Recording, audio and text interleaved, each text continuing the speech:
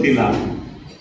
ನಾನು ಇದನ್ನೆಲ್ಲ ಶುರು ಮಾಡಿದ್ದು ನನ್ನದೇ ಆದಂತಹ ವೈಯಕ್ತಿಕ ಕಾರಣ ಏನು ಅಂದರೆ, ನಿಮ್ಗೆ ಯಾರಿಗೂ ಇಷ್ಟು ಜನ ಇದ್ದೀರಾ ಯಾರಾದರೂ ಹಿಮೋಫೀಲಿಯಾ ಅಥವಾ ಕುಸುಮ ರೋಗ ಅನ್ನೋ ವರ್ಡ್ ಕೇಳಿದ್ದೀರಾ? ಕೇಳಿದ್ದೀರ. ಈ ಕುಸುಮ ರೋಗ ಅಥವಾ ಹಿಮೋಫೀಲಿಯಾ ಗಾಯ ಏನಾದರೂ ನೀವು ನಾಳೆ ಅಡಿಗೆ ಮನೆಯಲ್ಲಿ ಇಲ್ಲಿಗೆ ಟಚ್ ಆದಾಗ ರಕ್ತ ಬರುತ್ತೆ, ಕೇವಲ ಗಾಬರಿ ಆಗುತ್ತೆ ನಿಮಗೆ ರಕ್ತ ನೋಡಿ, ಆದರೆ 5 ನಿಮಿಷದಲ್ಲಿ ರಕ್ತಸ್ರಾವ ನಿಂತೋಗ್ಬಿಡುತ್ತೆ. ಆಗ ಆ ಥರ ಗಾಯ ಆಗಿದ್ದು ಕೂಡ ನಿಮಗೆ ನೆನಪಾಗಲ್ಲ. ಅಕಸ್ಮಾತ್ ಹಾಗೆ ಆಗುವ ಗಾಯದಿಂದ ಹೊಸರುವ ರಕ್ತ ನಿಲ್ಲದೇ ಇದ್ರೆ ಆಗುವ ನಿಮ್ಮ ಮಾನಸಿಕ ತುಮುಲಗಳನ್ನು ನೆನಪು ಮಾಡಿಕೊಳ್ಳಿ. ಅದೇ ಹಿಮೋಫೀಲಿಯಾ. ಗಾಯಗಳಾದರೆ ರಕ್ತಸ್ರಾವ ನಿಲ್ಲೋದೇ ಇಲ್ಲ. ಬರೀ ಹೊರ ಗಾಯಗಳಿಂದ ಅಷ್ಟೇ ಅಲ್ಲ, ಒಳ ಅಂಗಾಂಗಗಳಲ್ಲಿ ಕೂಡ ಆಂತರಿಕವಾಗಿ ರಕ್ತಸ್ರಾವಕ್ಕೆ ಒಳಗಾಗ್ತಾರೆ. ಅದರಲ್ಲೂ ಸಾಮಾನ್ಯವಾಗಿ ಈ ವೇಟ್ ಬೇರಿಂಗ್ ಜಾಯಿಂಟ್ಸ್, ನಮ್ಮ ಕೀಲುಗಳು, ನಮ್ಮ ಸ್ನಾಯುಗಳು ಅಥವಾ ದೇಹದ ಯಾವುದೇ ಭಾಗದಲ್ಲಾದರೂ ರಕ್ತಸ್ರಾವ ಆಗ್ಬೋದು. ಅದರಲ್ಲೂ ಮಿದುಳು ಅಥವಾ ಹೊಟ್ಟೆಯಲ್ಲಿ ರಕ್ತಸ್ರಾವಗಳಾದರೆ ಅದಕ್ಕೆ ಕೂಡಲೇ ಚಿಕಿತ್ಸೆ ನೀಡದೇ ಇದ್ರೆ ಅವರು ಸಾಯುವ ಸಂದರ್ಭವಿರುತ್ತೆ. ಹಾಗಾಗಿ ಈ ಹಿಮೋಫೀಲಿಯಾ ಅಥವಾ ಕುಸುಮ ರೋಗಕ್ಕೆ ಮತ್ತೆ ಮುಖ್ಯ ಕಾರಣ ಏನು? ನಿಮ್ಮಲ್ಲಿ ಈಗ 5 ನಿಮಿಷದಲ್ಲಿ ರಕ್ತಸ್ರಾವ ನಿಲ್ಲಿಸೋದಕ್ಕೆ ಈ ರಕ್ತ ಹೆಪ್ಪುಗಟ್ಟುವ ಕ್ರಿಯೆಯ ಒಂದು ನಾರ್ಮಲ್ ಇರುತ್ತೆ. ಅಂದ್ರೆ ಸೊ ರಕ್ತ ಹೆಪ್ಪುಗಟ್ಟುವ ಕ್ರಿಯೆ ನಿಮ್ಮಲ್ಲಿ ನಾರ್ಮಲ್ ಇದೆ, ಹಾಗಾಗಿ 5 ನಿಮಿಷದಲ್ಲೇ ರಕ್ತಸ್ರಾವ ನಿಲ್ಲುತ್ತೆ. ಆದರೆ ಇವರಲ್ಲಿ ಒಂದು ಹೆಪ್ಪುಗಟ್ಟುವ ಪ್ರೋಟೀನಿನ ಕೊರತೆ ಉಂಟಾಗುತ್ತೆ. ಆ ಕೊರತೆಯಿಂದಾಗಿ ರಕ್ತ ಹೆಪ್ಪುಗಟ್ಟೋದಿಲ್ಲ. ರಕ್ತ ಹೆಪ್ಪುಗಟ್ಟದೇ ಇದ್ರೆ ರಕ್ತ ಹಾಗೆ ಒಸರುತ್ತಾನೆ ಇರುತ್ತೆ.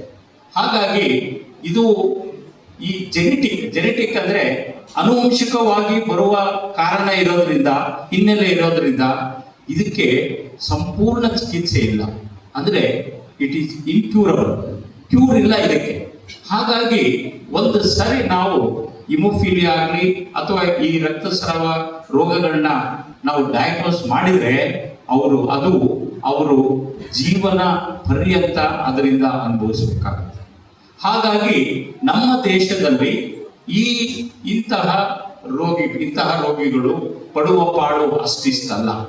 ಯಾಕೆ ಅಂದ್ರೆ ಮತ್ತೆ ಹೇಗೆ ರಕ್ತಸ್ರಾವ ನಿಲ್ಲಿಸಬೇಕು, ಮತ್ತೆ ಗಾಯ ಆದರೆ ಹೇಗೆ ನಿಲ್ಲಿಸಬೇಕು, ಆಂತರಿಕವಾಗಿ ಆಗುವ ಅದರಲ್ಲೂ ಬ್ರೈನ್ ಅಲ್ಲಿ ಆಗಿರುವ ರಕ್ತಸ್ರಾವ ಹೇಗೆ ಮತ್ತೆ ನಿಲ್ಲಿಸಬೇಕು ಅನ್ನೋ ಕ್ವೆಶ್ಚನ್ ಬರ್ಬೋದು.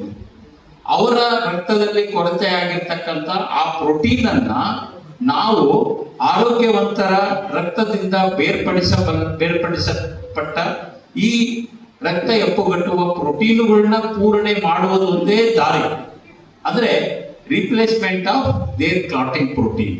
ಬಟ್ ಆದರೆ ನಮ್ಮ ದೇಶದಲ್ಲಿ ಈ ಬೇರ್ಪಡಿಸಬಲ್ಲ ತಂತ್ರಜ್ಞಾನದ ಫ್ಯಾಕ್ಟರಿಗಳು ಇಲ್ಲ. ಅದು ವಿದೇಶಗಳಲ್ಲಿ ಮಾತ್ರ ಇದೆ, ಅಮೆರಿಕಾದಲ್ಲಿ. ಹಾಗಾಗಿ ಇವು ಇಂಪೋರ್ಟೆಡ್ ಮೆಡಿಸಿನ್ಸ್. ಒಂದು ಇಂಜೆಕ್ಷನ್ ಒಂದ್ಸರಿ ಬ್ಲೀಡ್ ಆದ್ರೆ ಕನಿಷ್ಠ 8,000 to 10,000 ರೂಪಾಯಿ ಖರ್ಚು ಬರುತ್ತೆ. ಅದು ಡಾಲರ್ ಲೆಕ್ಕದಲ್ಲಿ, ಗೊತ್ತಲ್ಲ ನಿಮಗೆ. ಸೊ ಹಾಗಾಗಿ ನಮ್ಮ ದೇಶದ ಹಿಮೋಫೀಲಿಯಾ ಮಕ್ಕಳು ಚಿಕಿತ್ಸೆಯಿಂದ ವಂಚಿತರಾಗೋದು ಸಾಮಾನ್ಯವಾಗಿದೆ. ಹಾಗಾಗಿ ಅವರು ಯೌವನಾವಸ್ಥೆಗೆ ಬರುವಷ್ಟರಲ್ಲಿ ಅಂಗವಿಕಲತೆಗೆ ಒಳಗಾಗೋದು ಸರ್ವೇ ಸಾಮಾನ್ಯ ಆಗಿದೆ. ಇನ್ನು ಕೆಲವರು ಪ್ರಾಣಾಂತಿಕ ರಕ್ತಸ್ರಾವಗಳಿಗೆ ತಕ್ಷಣವೇ ಟ್ರೀಟ್ಮೆಂಟ್ ಸಿಗದೆ ಸಾವನ್ನಪ್ಪುವ ಒಂದೇ ದಾರಿಯಾಗಿದೆ. ಹಾಗಾಗಿ ಇದರಲ್ಲಿ ಈಗಾಗಲೇ ಹೇಳಿದಂಗೆ ನನ್ನ ಸೋದರ ಮಾವನಿಗೆ ಇದು ಅನುವಂಶಿಕವಾಗಿದ್ದರಿಂದ ರಕ್ತಸ್ರಾವ ಅಂಗವಿಕಲರಾಗಿದ್ರು ಕೂಡ ಒಂದು ಛಲ ಅನ್ನೋದಂಗಿರ್ಬೇಕು, ಒಂದು ಗುರಿ ಅನ್ನೋದಂಗಿರ್ಬೇಕು. ನನಗೆ ಈ ರೀತಿಯಾಗಿರ್ತಕ್ಕಂಥ ಅವ್ಯವಸ್ಥೆ ಆಗುತ್ತೆ ಅಂತಂದ್ರೆ ನಮ್ಮ ಮುಂದಿನ ಆಗಬಾರ್ದು, ಅದಕ್ಕೆ ಏನಾದರೂ ಒಂದು ಕಟ್ಟಿಡಿಬೇಕು ಅಂತೇಳಿ ಹೆಂಗೆ ಛಲದಿಂದ ಓದಿ ಅಧ್ಯಯನ ಮಾಡಿ MBBS ಮಾಡಿ MD ಮಾಡಿ ಈ ಹಂತಕ್ಕೆ ಬಂದಿದ್ದಾರೆ. ಇವತ್ತು ರಾಷ್ಟ್ರ ಗುರುತಿಸುವಂತ ಕೆಲಸವನ್ನ ಮಾಡಿದ್ದಾರೆ ಅಂತಂದ್ರೆ ಅವರ ಸಾಧನೆ ಕಡಿಮೆ ಅಂತ ಯಾರು ತಿಳ್ಕೋಬಾರದು, ಅತ್ಯಂತ ಉತ್ತಮವಾಗಿರ್ತಕ್ಕಂಥ ಸಾಧನೆ. ಹಾಗಾಗಿ ಅವ್ರು ಏನು ಹೇಳಿದರೆ ನಾವು ಕೂಡ ಯಾಕೆ ಪ್ರಯತ್ನವನ್ನ ಮಾಡಬಾರ್ದು ಅನ್ನೋದನ್ನು ತಿಳ್ಕೋಬೇಕು.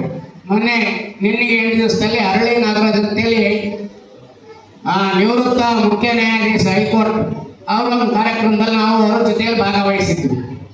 ಅವರೊಂದು ಒಳ್ಳೆ ಮಾತು ಹೇಳಿದರು. ಏನು ಹೇಳಿದರು ಅಂದರೆ, ನಾನು ನ್ಯಾಯಾಧೀಶ ಆಗಲಿಕ್ಕೆ, ಲಾ ಓದಲಿಕ್ಕೆ, ಹೈಕೋರ್ಟ್ ಅಂತ ಹೋಗ್ಲಿಕ್ಕೆ ನನಗೆ ಮಾರ್ಗದರ್ಶನ ಸಿಕ್ಕಿದ್ದು ಬಸವಣ್ಣನವರ ಒಂದೇ ಒಂದು ವಚನ. ಬಸವಣ್ಣನವರ ಒಂದೇ ವಚನ.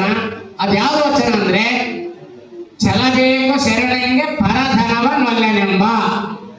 ಇದೊಂದು ವಚನದ ಒಂದೇ ವಾಕ್ಯ ನನ್ನನ್ನ ಹೈಕೋರ್ಟಿನ ನ್ಯಾಯಾಧೀಶನಾಗಿ ಕನ್ನಡದಲ್ಲಿ ಪ್ರಥಮವಾಗಿ ಆದೇಶವನ್ನ ಮಾಡಿ ಹೆಸರನ್ನ ಉಳಿಸಿರ್ತಕ್ಕಂಥವ್ರು ನಮ್ಮ ಹರಳಿ ನಾಗರಾಜ್ ಅವರನ್ನ ನಾವು ಗಮನಿಸಬೇಕಾದಂತ ವಿಚಾರ. ಅವರು ಮಾತು ಹೇಳಿದ್ರು ನಮ್ಮ ಜೊತೆಲೇ ಇದ್ದಂಥ ಸಂದರ್ಭದಲ್ಲಿ. ಯಾಕೆ ಅಂತಂದ್ರೆ, ಯಾವುದಾದ್ರೂ ಒಬ್ಬ ವ್ಯಕ್ತಿ ಪರಿವರ್ತನೆ ಆಗಲಿಕ್ಕೆ ಒಂದು ಕಾರಣ ಇರುತ್ತೆ. ನಾವು ಟರ್ನಿಂಗ್ ಪಾಯಿಂಟ್ ಅಂತ ಹೇಳ್ತೀವಿ. ಆ ಟರ್ನಿಂಗ್ ಪಾಯಿಂಟ್ ಜೀವನದಲ್ಲಿ ಅತ್ಯಂತ ಉನ್ನತವಾದಂಥ ವೃತ್ತಿ ಕರ್ಕೊಂಡು ಹೋಗ್ಬಿಡುತ್ತೆ. ಹಾಗೆಯೇ ಇವರು ಈ ರೀತಿ ಕೆಲಸ ಮಾಡಿದ್ರೆ, ತೆನ್ನಕುಮಾರ್ ಅವರು ಯಾವುದೋ ಕೆಲಸಕ್ಕೆ ಹೋಗಿ 700 ರೂಪಾಯಿಗೆ 800 ರೂಪಾಯಿಗೆ ಕೆಲಸ ಸಂಭಾವನೆ ಇಸ್ಕೊಂಡು ಇವತ್ತು 250ರಿಂದ 300 ಜನಕ್ಕೆ 3.5 ಎಕರೆಯಲ್ಲಿ ಕಾರ್ಖಾನೆಯನ್ನು ಮಾಡಿ 300 ಜನಕ್ಕೆ ಕೆಲಸ ಕೊಡ್ತಾರೆ ಅಂದ್ರೆ ಸಾಮಾನ್ಯವಾಗಿರ್ತಕ್ಕಂಥ ಕೆಲಸ ಯೋಚನೆ ಮಾಡಿ ನೋಡೋಣ.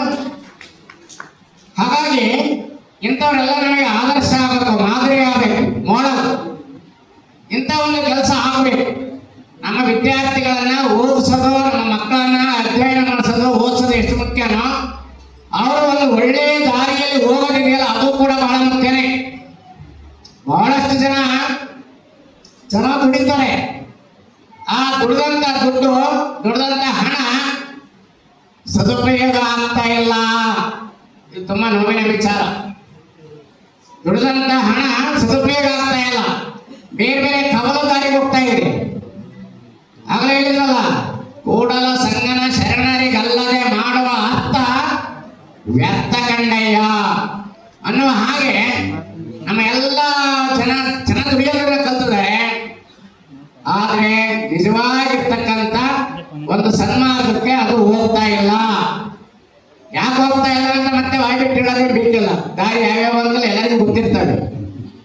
ಹೀಗೆ ಶರಣರನ್ನ ಜ್ಞಾಪಕ ಮಾಡಿಕೊಳ್ಳೋದು, ಶಿವಯೋಗವನ್ನ ಮಾಡೋದು ಯಾಕೆ ಅಂತಂದ್ರೆ, ನಮ್ಮ ಹೊರಗಿನ ಎಲ್ಲ ಪ್ರಪಂಚವನ್ನ ಮರೆತು ಒಂದು 2 ತಾಸು ನಾವಿಲ್ಲಿ ಸಮಾಧಾನವಾಗಿ ಕುಳಿತು ಕೇಳ್ತಾ ಇದೀವಲ್ಲ, ನಮ್ಮ ಜೀವನದಲ್ಲಿ ಅತ್ಯಂತ ಪವಿತ್ರವಾಗಿರ್ತಕ್ಕಂಥ ಸಮಯ ಇದು ಅನ್ನೋದನ್ನ ನಾವು ಅರ್ಥ ಮಾಡ್ಕೋಬೇಕು ಅನ್ನೋದು. ಬೇರೆ ಬೇರೆ ಎಲ್ಲೆಲ್ಲ ಸಮಯವನ್ನು ಕಳೀತೀವಿ, ವ್ಯಯ ಮಾಡ್ತೀವಿ, ಉಪಯೋಗಕ್ಕೆ ಬಾರದೆ ಇರ್ತಕ್ಕಂಥ ಮಾತುಗಳನ್ನು ಹಾಡ್ತೀವಿ. ಇಷ್ಟರ ಮಧ್ಯದಲ್ಲೂ ಕೂಡ ಇಂಥ ಒಂದು ಒಳ್ಳೆಯ ಕೆಲಸವನ್ನ, ಇಂಥ ಒಂದು ಒಳ್ಳೆಯ ಸಮಯವನ್ನ, ಯಾಕೆ ಅಂತಂದ್ರೆ ಬಸವಣ್ಣರ ಒಂದು ವಚನದಲ್ಲಿ ಒಂದು ಮಾತು ಹೇಳ್ತಾರೆ, ವೇಳೆ ಎಳೆಯುವ ನಾನಯ್ಯ, ಜೋಳ ಬಳಿಯ ನಾನಲ್ಲವಯ್ಯ. ಓಂ ಶ್ರೀ ಗುರು ಬಸವಲಿಂಗಾಯ ನಮಃ. ಓಂ ಶ್ರೀ ಗುರು ಬಸವಲಿಂಗಾಯ ನಮಃ. ಓಂ ಶ್ರೀ ಗುರು ಬಸವಲಿಂಗಾಯ ನಮಃ. ಓಂ ಶ್ರೀ ಗುರು ಬಸವಲಿಂಗಾಯ ನಮಃ. ಓಂ ಶ್ರೀ ಗುರು ಬಸವಲಿಂಗಾಯ ನಮಃ. ಓಂ ಶ್ರೀ ಗುರು ಬಸವಲಿಂಗಾಯ ನಮಃ. ಓಂ ಶ್ರೀ ಗುರು ಬಸವಲಿಂಗಾಯ ನಮಃ. ಓಂ ಶ್ರೀ ಗುರು ಬಸವಲಿಂಗಾಯ ನಮಃ.